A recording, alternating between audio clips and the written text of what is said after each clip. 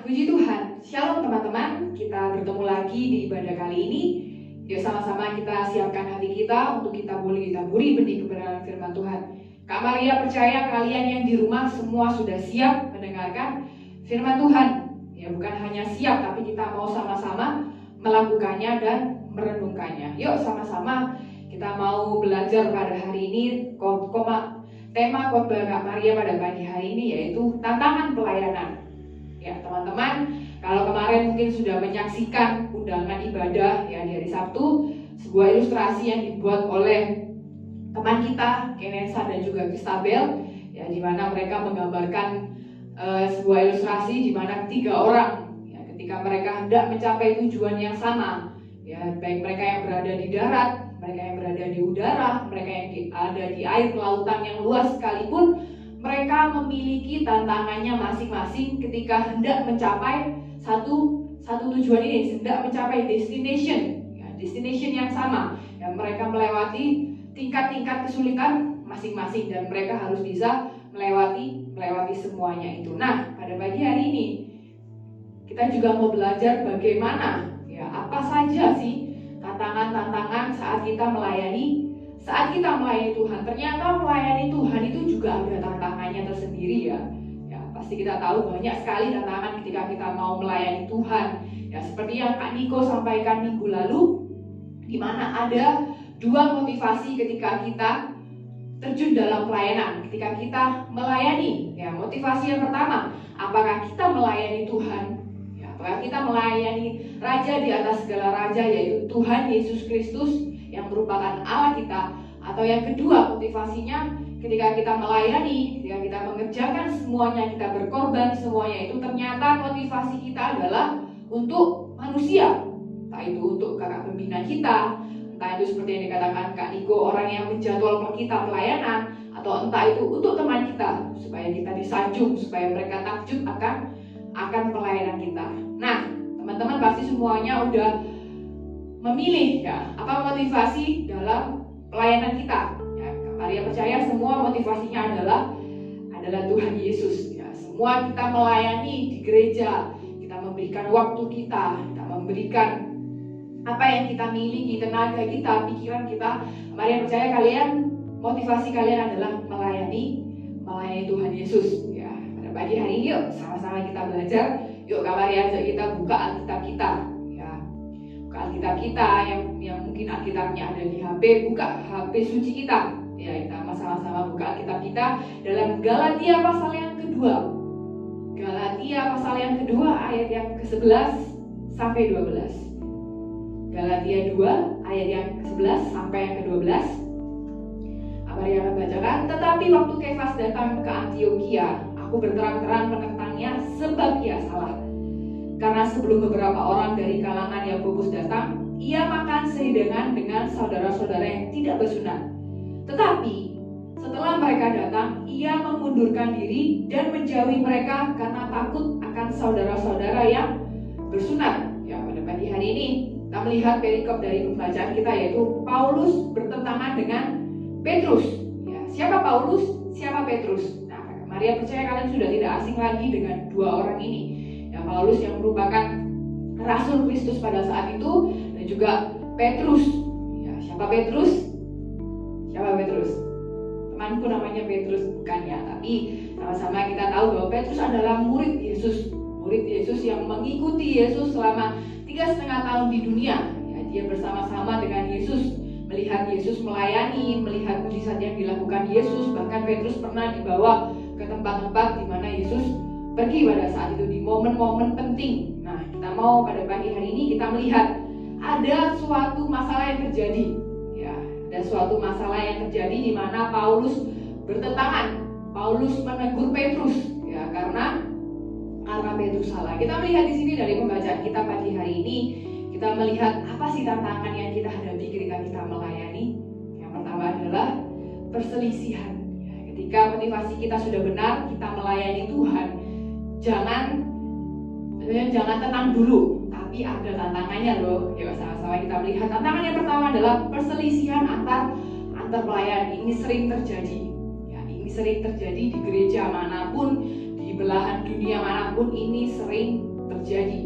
Dan pada pagi hari ini sama-sama kita mau diingatkan oleh firman Tuhan, sama-sama kita mau menerangkan. Ini kita melihat bahwa di dalam Galatia ini adalah kisah Paulus dan Petrus di Antiokhia. Ketika mereka berada di Antiokhia, kita melihat di sini ya awalnya Petrus dengan orang-orang yang tidak bersunat, ya orang-orang yang bukan Yahudi pada saat itu.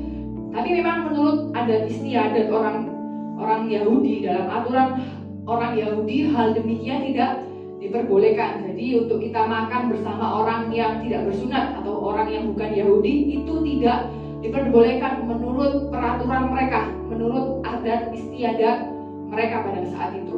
Jadi kita melihat, tetapi ya hanya saja kita sadar ketika kita sudah ditebus oleh darah Yesus, ketika kita sudah dimerdekakan oleh darah Yesus, maka adat aturan yang demikian ya sudah tidak berlaku lagi. Karena apa? Karena baik orang Yahudi maupun bukan orang Yahudi, orang yang bersunat maupun tidak bersunat, semua sama di mata Tuhan, semua sama di hadapan Allah. Ya, tadi kita melihat bacaan kita ketika Yakobus yang merupakan pada saat itu datang, ya Yakobus yang merupakan orang Yahudi datang. Kita melihat Kefas, ya Kefas ini nama lain dari Petrus. Pada saat itu Petrus menghindar dari perkumpulan itu. Kita melihat dia seolah-olah tidak mau ikut, ya, dia seolah-olah tidak mau gabung dengan perkumpulan orang-orang yang tidak bersunat. Padahal awalnya sebelum Yakobus datang, sebelum orang Yahudi ini datang, dia fine-fine aja, dia makan-makan bersama orang yang bukan Yahudi, orang yang tidak bersunat, dia fine-fine aja. Nah, kita melihat di sini, ini alasan Paulus menegur Petrus. Sekali lagi Paulus mengingatkan, "Hei Petrus, kamu jangan munafik ya. Ya tadi kamu makan dengan mereka, tapi setelah Yakobus datang yang merupakan orang Yahudi, kamu malah menghindar seolah-olah kamu tidak bersama-sama dengan mereka karena ada Yakobus ini, karena kamu nggak mau dilihat Yakobus, karena ketika kamu bersehidangan dengan orang-orang yang bukan Yahudi, orang-orang yang tidak bersunat, karena Yakobus ini merupakan orang Yahudi." Nah, kita melihat di sini Petrus bukan Paulus bukan menegur Petrus ya cuma pelan-pelan. Mungkin pada saat itu dikatakan Paulus menegur Petrus di tengah-tengah banyak orang.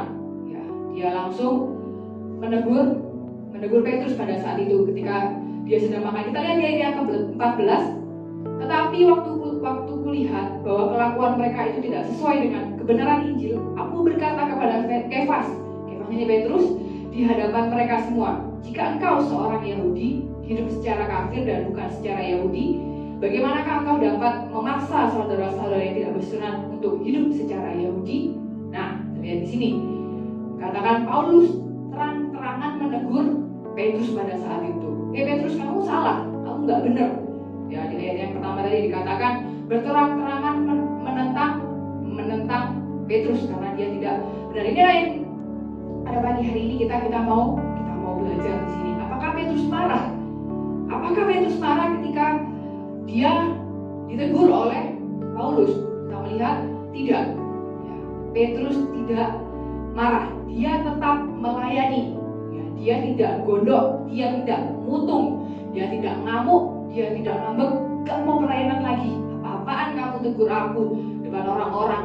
Ya, kamu siapa? Aku Petrus loh. Aku yang mengikut Yesus, aku yang saat itu, aku ini murid Yesus, aku dekat dengan Yesus saat Yesus hidup, aku mengikuti dia, aku bersama-sama dengan Yesus. Kamu siapa? Kamu cuma Paulus, cuma rasul yang baru-baru ini, anak baru yang baru diangkat.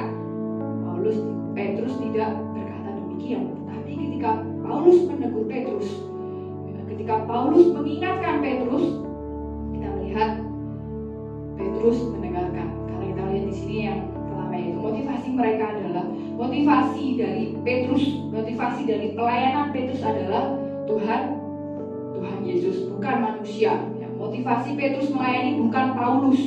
Ya, sekali lagi motivasi Petrus melayani bukan Paulus atau orang-orang lainnya atau manusia-manusia lainnya, tetapi motivasi pelayanan Petrus adalah Yesus, adalah Tuhan Yesus sendiri. Kita melihat kalau pertanyaannya pada pagi hari ini, bagaimana kalau motivasi pelayanan Petrus adalah manusia? Ya, seperti yang Kak Maria bilang tadi, pasti dia marah, pasti dia nggak terima, pasti dia gondok, putung, nggak mau pelayanan lagi. Wes kamu pelayanan lo dewe, berangkat sendiri, menginjil sendiri sana, nggak usah sama aku. Ngapain kamu malu-maluin aku? Nah, inilah tantangan yang pertama, di mana kita akan diperhadapkan dengan perselisihan antar pelayan. Jadi pesan dari poin yang pertama ini adalah jangan marah ketika engkau ditegur salah. Ya, jangan marah ketika engkau ditegur karena engkau salah, tapi mari sama-sama dengarkan teguran itu, karena teguran itu akan membawa kita menjadi lebih baik lagi. Ya, seperti Paulus menegur Petrus gak marah, tapi dia mau mendengarkan. Dan tantangan yang kedua, yang pertama adalah tantangannya saat kita melayani Tuhan adalah perselisihan antar pelayan Tuhan, antar teman kita yang sama-sama melayani di gereja itu. Dan yang kedua adalah tantangannya adalah ego kita. Ya, mari percaya semua di sini pasti punya ego. Kita lihat di sini Petrus. Ya, lihat kasus pada pagi hari Petrus lebih senior dari Paulus.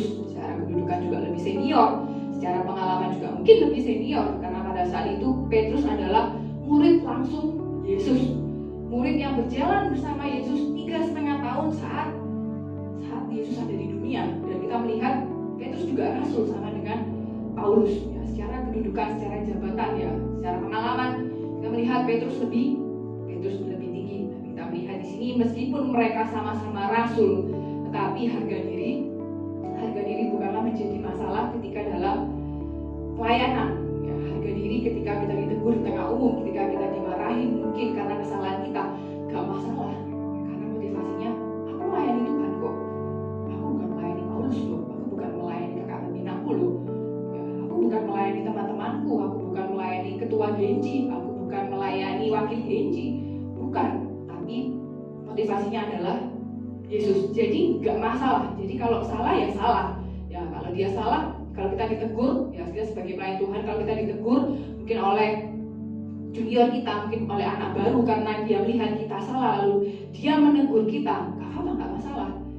Karena kita salah. Kalau kita gak salah, kita harus mengaku salah. Kita lihat di sini Paulus pun tidak membiarkan Petrus hidup salah. Justru kita harusnya berterima kasih kepada orang yang mau mengingatkan kita, orang yang mau menegur kita ketika kita salah. Kita lihat di sini ketika kita motivasi pelayanan kita adalah Tuhan, ketika motivasi pelayanan kita adalah Yesus, kita melihat maka kita dapat mengontrol ego kita. Kita nggak sembarangan ngomong, kamu anak baru ngapain tegur aku lebih tinggi loh, aku loh sing mimpin remaja ini, aku loh 3 tahun di remaja ini, kamu baru datang kok. Enggak, kita nggak boleh berkata demikian. Ingat, motivasi kita melayani Tuhan. Ya, sekali lagi ketika manusia menegur kita karena kita salah, kita harus menyadari kalau kita salah dan kita mengaku, kita berterima kasih. Makasih ya dek, ya, atau makasih ya bro, makasih ya sis, aku sudah ditegur, sudah diingatkan nih. Makasih karena kau mengasihi aku, maka aku ditegur. Jadi kita harus menurunkan ego kita. Ya, sama-sama, karena sekali lagi kita melayani Tuhan, bukan melayani manusia. Jadi kita nggak kecewa ketika ditegur. Ya. Dan yang ketiga kita melihat di sini, ya meskipun ya dari poin kedua ini, meskipun kita sudah senior, tapi kita tidak mementingkan kesenioran kita. Sama seperti Pak Paulus ketika dia menegur Petrus juga mempertahankan keseniorannya. Ya, aku lebih besar dari kamu, secara ini aku lebih ini, enggak babi bu bebo. Tapi Petrus menerima teguran Yesus. Kembali lagi ketika motivasi Petrus bukan Yesus, ya kita dapat membayangkan pasti Petrus balik marah kepada Paulus. Ya, emang kamu siapa sih? Ya kan?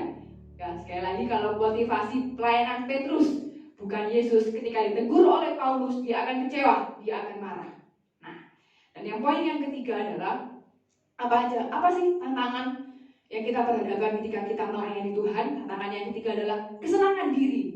Ya, ingat yang pertama tantangannya adalah antar sesama pelayan Tuhan, perselisihan antara teman rekan sekerja kita, teman sepelayanan kita. Dan yang kedua tantangannya adalah ego kita. Yuk sama-sama kita mau turunkan ego kita, jangan langsung ngip. Ya, tapi sama-sama kita mau turunkan ego kita. Kita mau terima teguran kalau memang kita salah. Yuk, dan yang ketiga adalah kesenangan diri. Kita melihat di sini Paulus, ya, maupun kita melihat dari kisah Paulus ini maupun baik walaupun Petrus bisa saja malas melayani, Paulus dan Petrus bisa saja malas melayani. Toh kita sudah membaca dalam Kisah Para Rasul di mana ketika Petrus berkhotbah, berapa ribu orang bertobat, berapa ribu orang mengikuti Yesus. Kita melihat banyak juga mujizat yang dilakukan oleh Petrus dan Paulus. Kalau kita baca firman Tuhan, kalau kita baca di kitab-kitab sebelumnya, kita melihat betapa menakjubkannya pelayanan yang mereka lakukan. Mereka dapat menyembuhkan orang dengan bayang-bayang, dengan sapu tangan. Mereka dapat menyembuhkan orang. Bahkan mereka sudah membawa banyak orang bertobat, banyak orang mengikut Tuhan. Bisa saja mereka memiliki pikiran, mari, banyak orang tak bawa, banyak orang bertobat. Aku viral, terkenal di mana-mana, nggak usah pelayanan lagi, saatnya aku istirahat. Apakah Petrus dan Paulus berkata demikian? Enggak. Sekali lagi, apakah mereka malas-malasan? Enggak. Kenapa mereka tidak malas? Nah, ini poin yang penting. Karena mereka menjaga hubungannya dengan Tuhan. Sekali lagi, kenapa mereka tidak menjadi malas melayani Tuhan? Padahal secara manusia, secara pikiran sudah berhenti aja deh, istirahat, capek. Enggak, tapi mereka tetap melayani Tuhan. Itu karena alasannya adalah karena mereka menjaga hubungan dengan Tuhan yang menjadi sumber energi rohani mereka untuk tetap melayani. Jadi pada pagi hari ini kita juga menyadari banyak kesenangan yang harusnya kita pertahankan. Kesenangan dari diri kita ini banyak. Males ke gereja, gak bisa bangun pagi.